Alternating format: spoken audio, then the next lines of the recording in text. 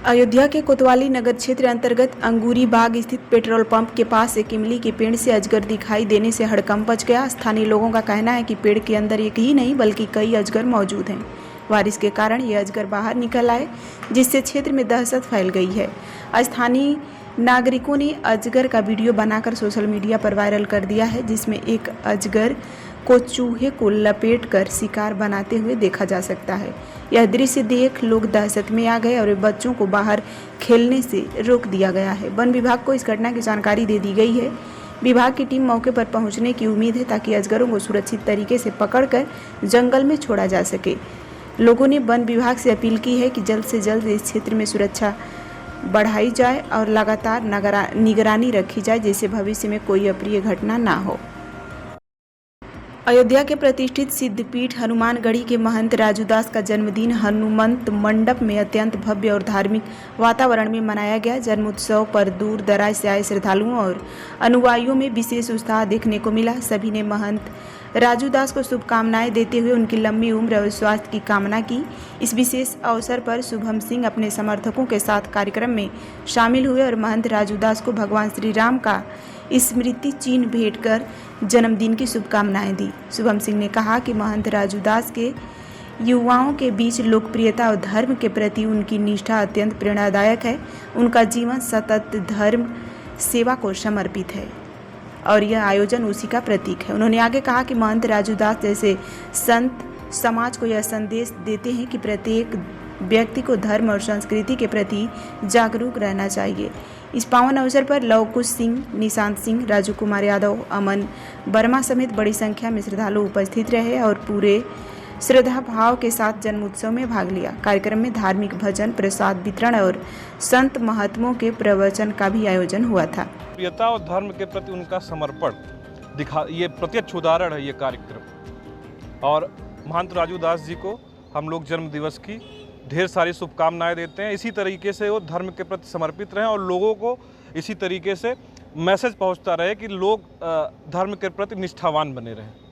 ठीक है। के साथ कौन कौन लोग आए हैं, क्या कहेंगे? आज महाराज राजूदास जी के जन्मदिन के अवसर पर हम लोग उनको बधाई देने आए थे। शुभम सिंह जी हमारे साथ है। इससे कि भारतीय जनता पार्टी के विद्यार्थी परिषद से आज तक राजूदास का जो युवाओं में उनका संबंध है, चाहे छात्र राजनीति में रहा हो, चाहे इस समय भारतीय जनता पार्टी के कार्यकर्ताओं के साथ हो, उनका प्रेम और व्यवहार के नाते आज जो उनके यहाँ जो इतनी भीड़ आई है, सब कार्यकर्ता, अन्य जिलों से भी भारतीय जनता पार्टी के कार्यकर्ता, विद्यार्थी परिषद के कार्यकर्ता उनके जन्मदिन पर के अवसर पर बधाई देने आए। उसी कार्यक्रम में हम भी आए थे। सबसे बड़ी बात यह है कि अब क्या कहेंगे? सब युवा हैं, जहाँ युवा अंगड़ाई लेता है, जानते हैं अन्य कई कम से कम अभी हम तो उनकी लिस्ट देख रहे थे, प्रदेश के 50 जिले से लोग आए और अन्य प्रदेशों से भी उनके आए, महाराष्ट्र से भी युवा आए हैं। तो युवा जिसके साथ है कोई नारा दे दे तो अगर नारा दे दिया हिंदू सम्राट है तो ठीक है। हिंदू की ही बात हमेशा राजूदास जी करते हैं और हनुमानगढ़ी पीठ से करते हैं। इसके लिए उनको बधाई हो, धन्यवाद। अयोध्या से खबर है, जहां भवन निर्माण समिति के दूसरे दिन बैठक आज अयोध्या धाम के राम कथा संग्रहालय में संपन्न हुई। वहीं बैठक शुरू होने से पहले सर्किट हाउस में भवन निर्माण समिति के अध्यक्ष नृपेंद्र मिश्रा ने जानकारी देते हुए बताया कि आज संग्रहालय में बैठक होगी, जिसमें जिले के सभी वरिष्ठ अधिकारी मौजूद होंगे। राम मंदिर में 4 किलोमीटर की बाउंड्री वाल बनाए जाने पर चर्चा होगी, जिसकी अनुमानित लगभग 45 करोड़ लागत है। राम मंदिर की 4 दीवारी के सुरक्षा उपकरण लगाए जाने और वॉच टावर बनाए जाने के साथ सेंसर लगाए जाने को लेकर भी मंथन होगा। 4 दीवारी के पास किसी के भी पहुंचने पर वॉच टावर का अलर्ट होगा। उन्होंने बताया कि राम मंदिर के 70 एकड़ भूमि पर अगले 15 दिन में बाउंड्री वाल का निर्माण शुरू हो जाए। संग्रहालय बैठक करेंगे, जिले के भी अधिकारी रहेंगे। मुख्य एजेंडा का विषय है जो बाउंड्री वॉल लगभग 4 किलोमीटर की बनाई जानी है। अनुमानित व्यय लगभग 45 करोड़ रुपए है। उसमें किस प्रकार के सुरक्षा के उपकरण स्थापित किए जाएं, कितनी संख्या में वॉच टावर लगाई जाए, किस प्रभाव के सेंसर्स लगाए जाएं, जिससे यदि कोई व्यक्ति बाउंड्री वॉल से एक नियंत्रित सीमा के अंदर आए, उसके पास पहुंचे, तो उसकी भी सूचना वॉच टावर पर मिल जाए। तो इन सभी चीज़ों को आज हम लोग अंतिम स्वरूप देंगे और हम लोगों का प्रयास है कि बाउंड्री वॉल निर्माण कार्य अगले 15 दिन में प्रारंभ कर दिया जाए। संग्रहालय का अब जो प्रारंभिक निर्णय लिए जाने थे वो सभी पूर्ण हो गए हैं।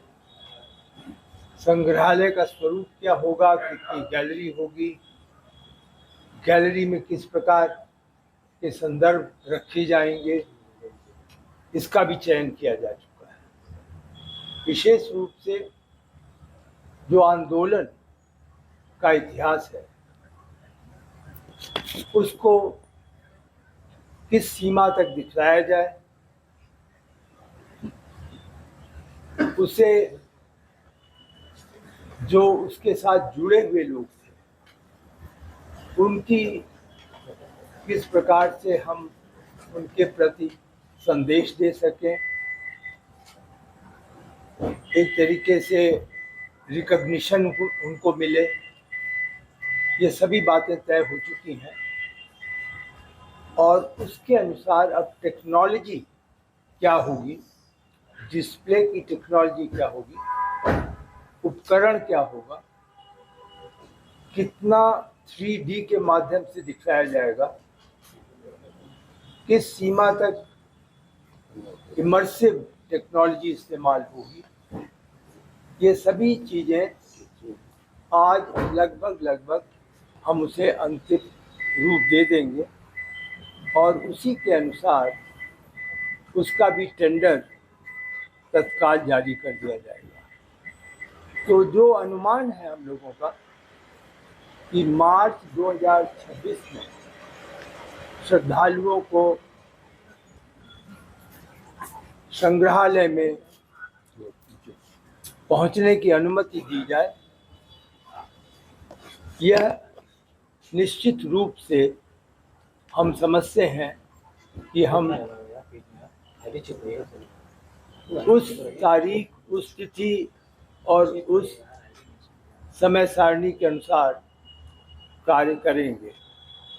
मंदिर में पूरे निर्माण की समीक्षा की गई और आप ये भी अनुमान लगा सकते हैं, क्योंकि अब स्पष्ट है कि जो काम बाकी है वो कम है, इसीलिए हमारा जो यहाँ पे सामान्य रूप से एक दिन हमने यहाँ ठहरने में कटौती कर दी, उसका कारण यही है कि अब समीक्षा के विषय धीरे धीरे कम होते जा रहे हैं, तिथियाँ निश्चित होती जा रही हैं और न्यास को कार्य पूर्ण करके हस्तांतरण करने की प्रक्रिया भी अब शुरू हो गई है।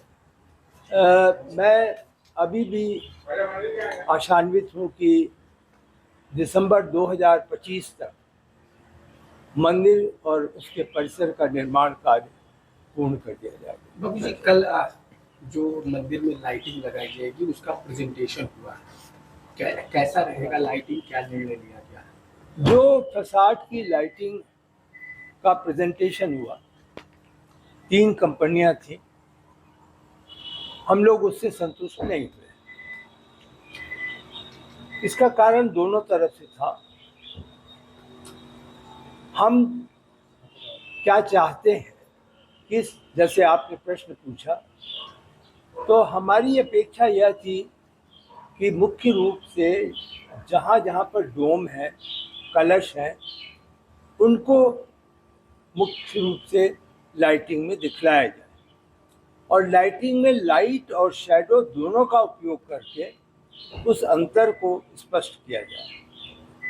लेकिन ऐसा लगा जैसे उन्होंने प्रोजेक्शन और लीनियर लाइटिंग का जो मिश्रण था, हाइब्रिड मॉडल, वो एक तरीके से एक वॉश करके जैसे करते हैं, दीवार में एक पेंटिंग कर दी जाए, उस प्रकार का अनुभव हम लोगों को हुआ। उनसे बहुत बातें स्पष्ट रूप से की गई और यह निर्णय हुआ है कि हम फिर से अपनी डिज़ाइन को देंगे और अब की उनसे ये कहेंगे कि आप हमारे डिज़ाइन के ही अनुसार ना कार्य करें, आप क्या सबसे अच्छा दे सकते हैं उसको आप अगली उस बैठक में प्रस्तुत करें। मैं समझता हूँ वो लगभग 15 दिन लेंगे। मेरी अगली यात्रा संभवतः अगस्त के प्रथम सप्ताह में होगी। हो सकता है कि दोबारा डेमोन्स्ट्रेशन उस समय हो। इसके अलावा बाबूजी 4 गेट जो बनाए जा रहे थे राम मंदिर जी परिसर के चारों जी तरफ, उस पे भी लाइटिंग की जाएगी? उस पे नहीं, गेट पर लाइटिंग नहीं होगी, सामान्य लाइटिंग होगी। गेट पर मुख्य रूप से हमारा प्रयास होगा कि जो नामकरण हो गया है वह स्पष्ट रूप से दिन और रात में दिखाई पड़े और लोगों को यह आभास हो। वाराणसी में गंगा के बढ़ते जलस्तर का प्रभाव अब वरुणा नदी पर भी काफ़ी दिखाई दे रहा है। गंगा के पलट प्रवाह के चलते वरुणा नदी उफान पर है, जिससे तटवर्ती इलाकों में बाढ़ का पानी घरों में घुस गया है। इस संकट से जूझते हुए लोग अपने अपने घर गृहस्थी का जरूरी सामान लेकर सुरक्षित स्थानों की ओर पलायन करने को मजबूर हो रहे हैं। स्थानीय लोगों ने बताया कि समस्या हर साल सामने आती है, लेकिन इस बार हालात ज़्यादा गंभीर हैं। खान पान से लेकर बच्चों की पढ़ाई तक प्रभावित हो रही है। कई घरों में पूरी तरह पानी भर चुका है। जिला प्रशासन ने राहत के प्रयास तेज किए हैं। सलारपुर वार्ड नंबर 5 के प्राथमिक विद्यालय में अस्थायी राहत शिविर बनाया गया, जहां 36 लोगों को आश्रय दिया गया है। वहां उन्हें खाद्य सामग्री व आवश्यक सुविधा मुहैया कराई जा रही है। हाल ही में मुख्यमंत्री योगी आदित्यनाथ ने वाराणसी दौरे के दौरान सलारपुर बाढ़ राहत कैंप का निरीक्षण किया और बाढ़ प्रभावितों को राहत सामग्री वितरित की। उनके आगमन से पूर्व जिला अधिकारी सत्येंद्र कुमार और अपर पुलिस आयुक्त शिव हरि मीणा ने बाढ़ प्रभावित क्षेत्रों का निरीक्षण किया और अधिकारियों को आवश्यक दिशा निर्देश दिए, कोई भी जरूरतमंद राहत से वंचित ना रह जाए। जहां एक और प्रशासन राहत कार्यों को तेज करने का दावा कर रहा है, वहीं दूसरी ओर राहत सामग्री के वितरण में गड़बड़ी का भी आरोप सामने आ रही है। कुछ पीड़ितों का आरोप है कि गलत लोगों को राहत पहुंचाई जा रही है, जबकि वास्तविक बाढ़ प्रभावित अब भी इंतजार कर रहे हैं।